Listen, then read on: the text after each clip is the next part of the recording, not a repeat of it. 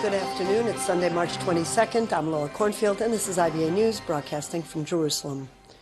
President Reuven Rivlin began consultations this morning to determine whom he would appoint to form the next government.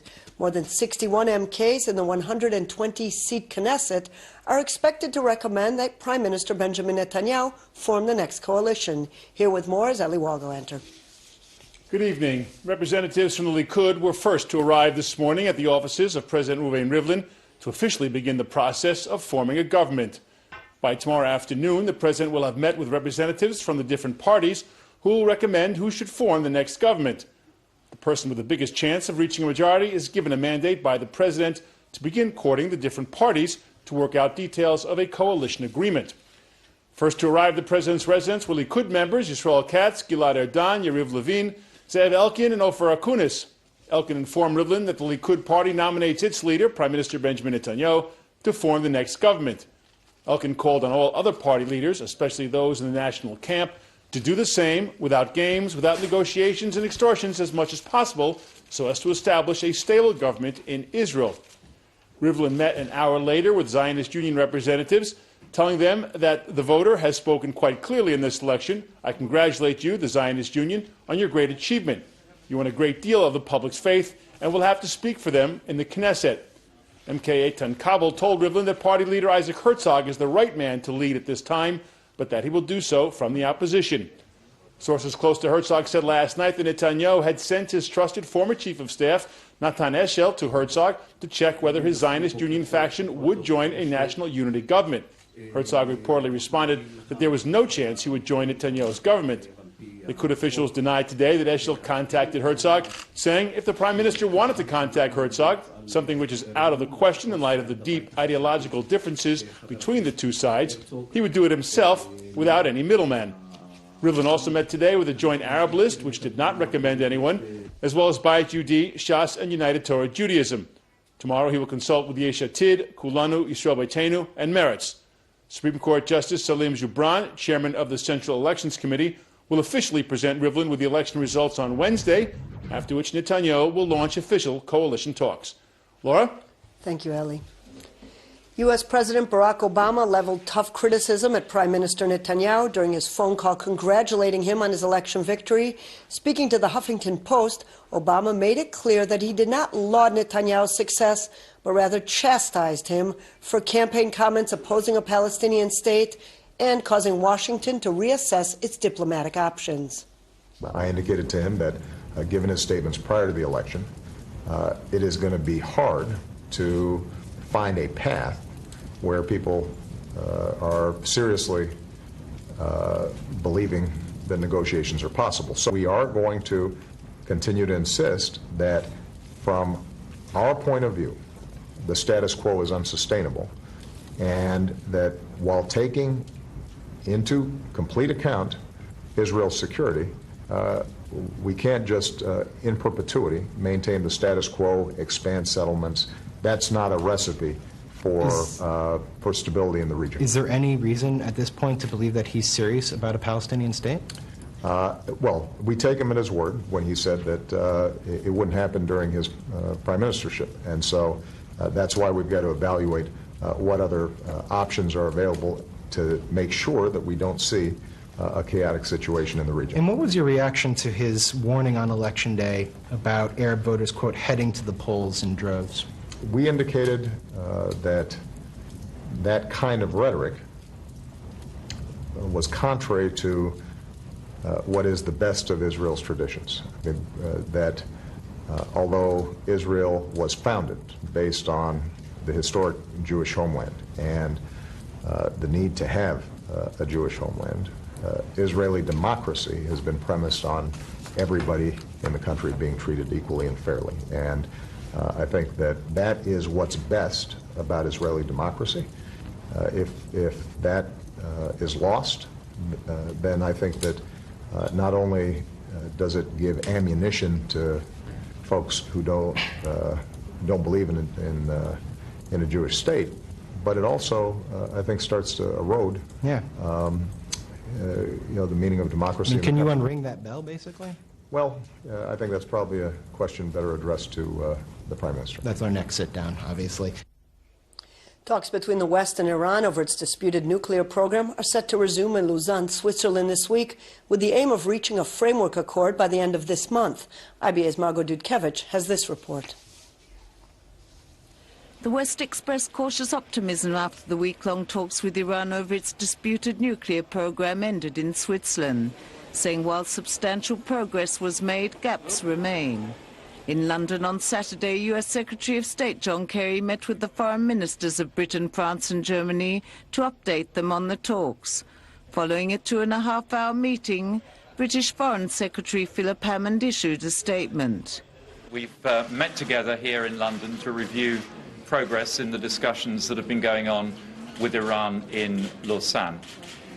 We're all agreed that we've made some very significant progress in some areas of those discussions, but there are other areas where we do not have agreement, and the time has come now for Iran in particular to take some very tough decisions if we are going to see progress made.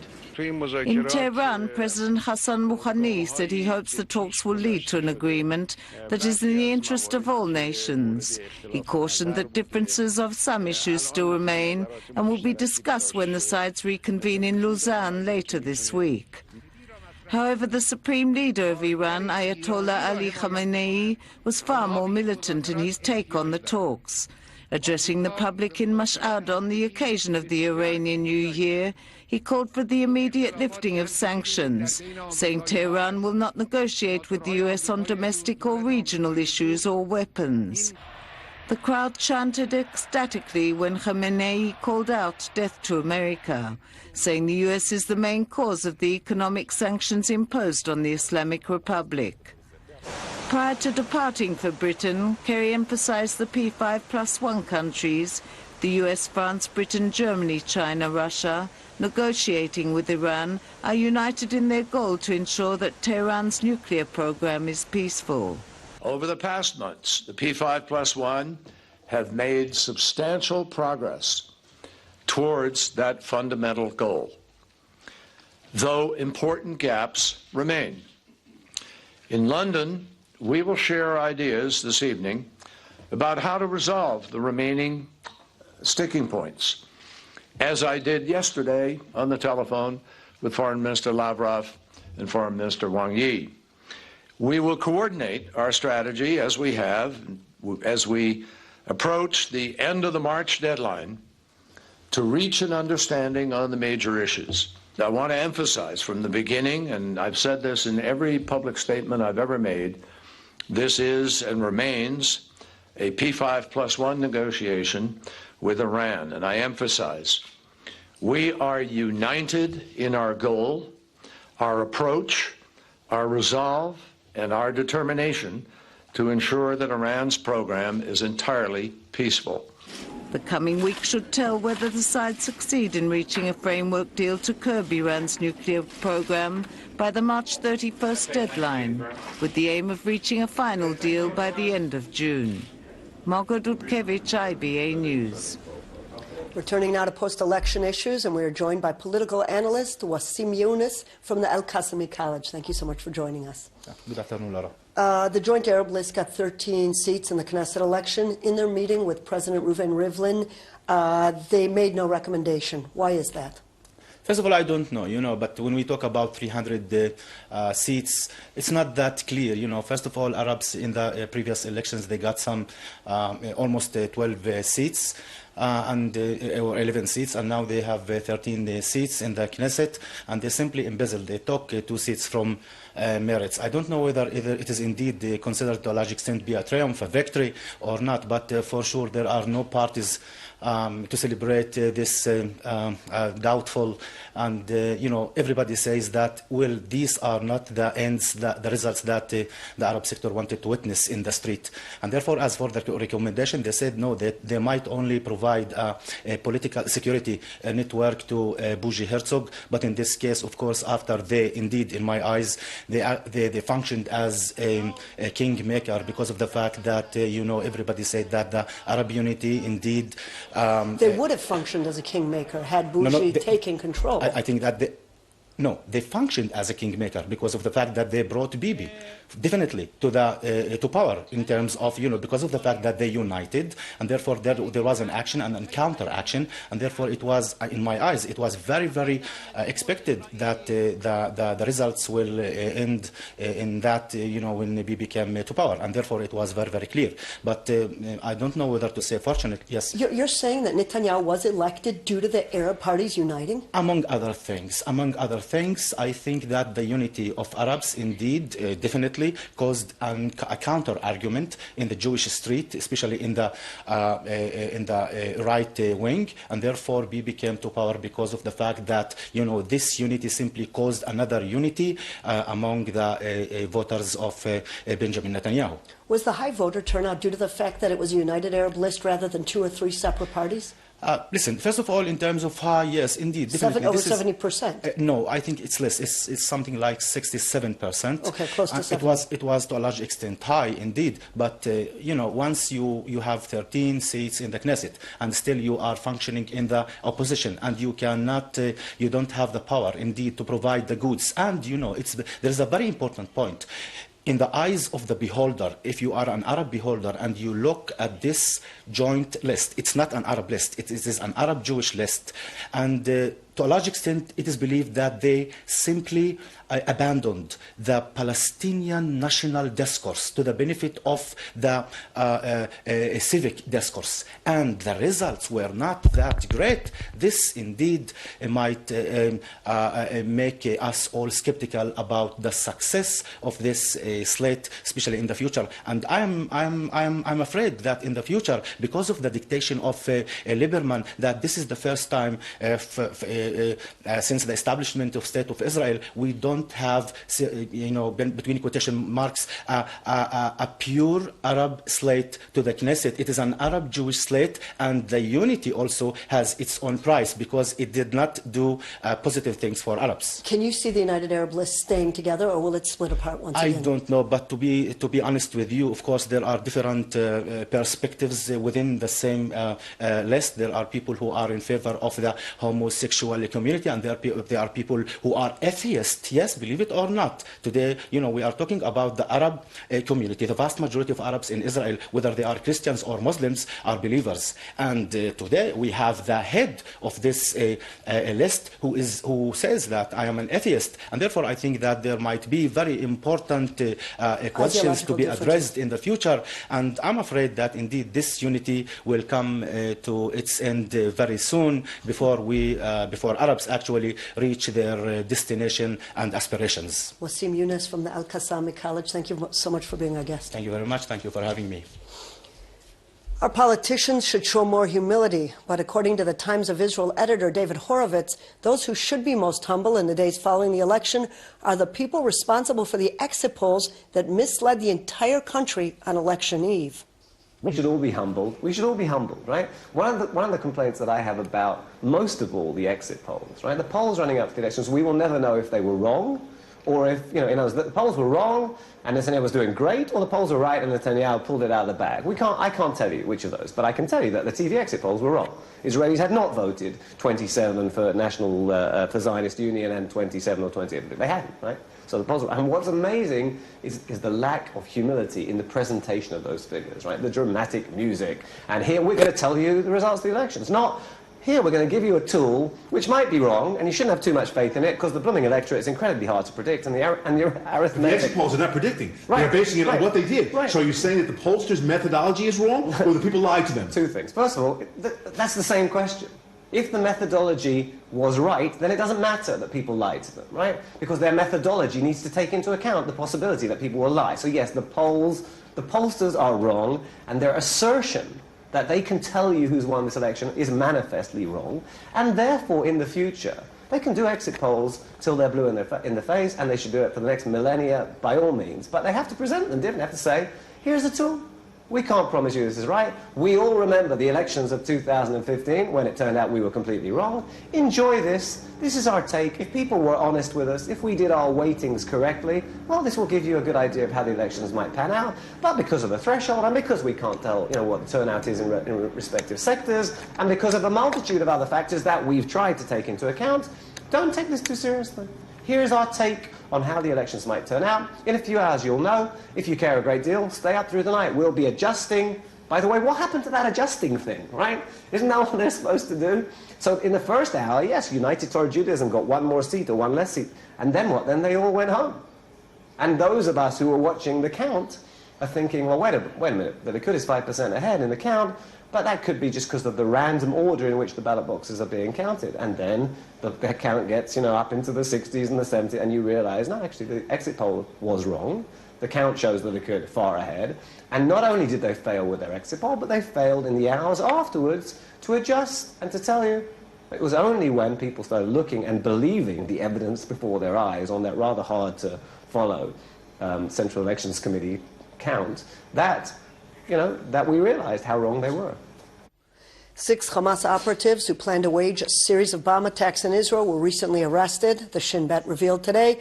According to the security service, the operatives were recruited in Jordan and underwent military training in the Gaza Strip before being dispatched to Samaria to establish a cell and recruit others. The terrorists were arrested during a joint raid by the Shin Bet, police, and IDF in Kalkilia. They were named as Abdallah Zitawi of Jamayin, Walid Abu Zina from Jenin, Malik Farouquinam of Imatin, Raja Tzabara from Brukin, Yasser Abu Omer of Jimain, and Bahatsuan of Imatin. The cell members set up a bomb laboratory in Nablus, where security forces found materials used to manufacture bombs and confiscated dozens of kilograms of sulfur and 25 kilograms of a kind of mercury used to make explosives. According to the Shin Bet, there is high motivation by Hamas headquarters abroad to infiltrate operatives inside Judea and Samaria to wage attacks against Israel. The 7 children of the Sasson family who were killed in a fire in Brooklyn will be buried in Israel. The mother, Gail, and second oldest child, Sipora, remain in critical condition in separate New York hospitals.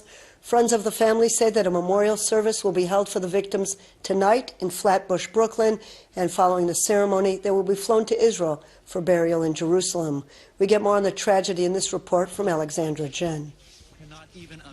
A family's home in Midwood, Brooklyn, quickly turned to a fiery inferno that took the lives of 7 children Friday night. Gail Sassoon, 45, and her 8 children, girls, Elian, 16, Zipporah, 15, Rivka, 11, Sarah, 6, and boys, David, 12, Yeshua, 10, Moshe, 8, and Yaakov, 5, were trapped in their 2-story brick home. They were all confined to their bedrooms after a fire broke out just before 12:30 a.m. due to a malfunctioning hot plate. As flames spread throughout the house, Gail and Sephora escaped through one of these windows, jumping for their lives. They are currently in separate hospitals, both in critical condition. The 7 children were all pronounced dead at various hospitals, having suffered from smoke inhalation and extreme burns. While the father of the family was away at a religious conference, the Sassoons were sleeping but observing Shabbat when the hot plate apparently malfunctioned and caught fire. During Shabbat, Orthodox Jews do not use electricity, and therefore, in order to keep their food warm, they will plug in a hot plate before the Sabbath begins to heat their food for the following night and day. On this particular night, in the predominantly Orthodox Jewish neighborhood, things took a turn for the worst. Just before 12:30 a.m., neighbor Andrew Rosenblatt made the call to the fire department after seeing flames coming from the house next door and hearing screams. I was up in the back room upstairs on the computer, and I hear screaming from a child, "Mommy, Mommy, help me." Less than 4 minutes later, the fire department, 100 strong, came to battle the blaze. They were able to put out the fire within the hour, but it was too late for the 7 children, whose lives were already lost. Mayor Bill de Blasio arrived at the scene of the tragedy later that day. It is unimaginable what you see in there. You can literally see what was a home for a large, strong family, and now it is wiped out. The fire department commissioners said that there were no fire detectors on the 1st and 2nd floor, but there was one in the basement. Unfortunately, the fire broke out in the kitchen and clearly did not set off the basement alarm in time. The Sassoon family had moved from Jerusalem to Brooklyn just 2 years ago. This horrific accident is the worst fire tragedy of its kind in 7 years.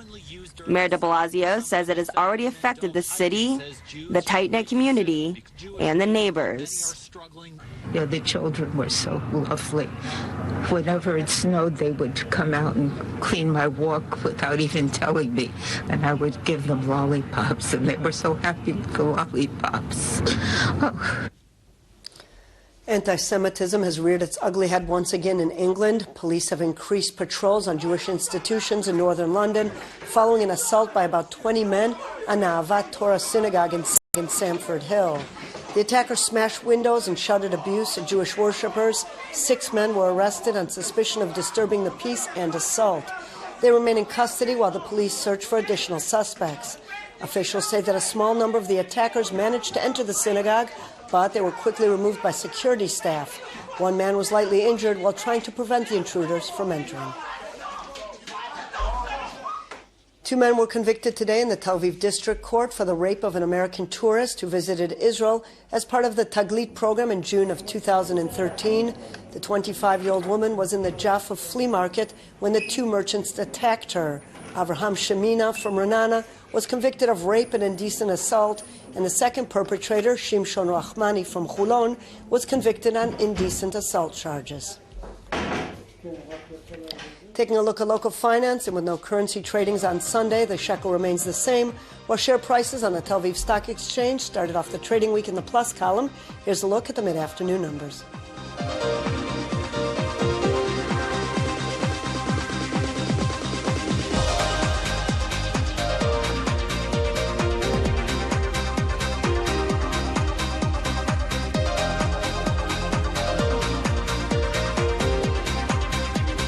Turning to the weather forecast, and temperatures are expected to rise over the next several days. Here are the highs and lows for the next 24 hours at home and abroad.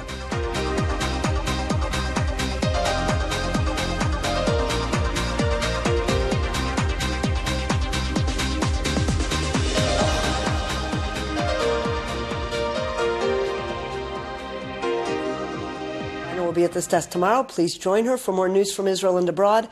Until then, I'm Laura Cornfield wishing you a good evening and shalom from Jerusalem.